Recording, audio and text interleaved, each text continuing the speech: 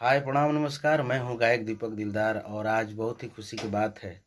सूरज कुमार यादव जी का आज बर्थडे है। तो देवादिदेव महादेव से मैं प्रार्थना करूंगा कि भाई का सोचा हुआ मनोकामना पूर्ण हो। जहां रहें स्वस्थ रहें मस्त रहें। हर हर महादेव।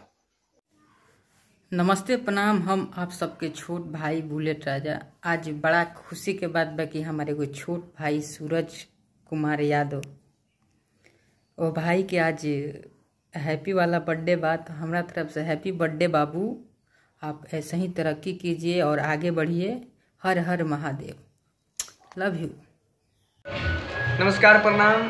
हम गायक बंशीधर चौधरी और आज हमारे बड़े भाई धनजीलाल यादव जी का छोटा भाई सूरज कुमार का जन्मदिन है। हमारे तरफ से बहुत सारा ढेर शुभकामनाएं।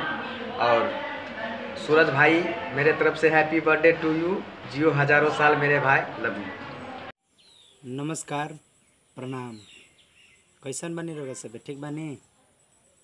हम रहोगा सबके भाई भतीजा अजय कुशवाहा उर्फ बूढ़ा व्यास।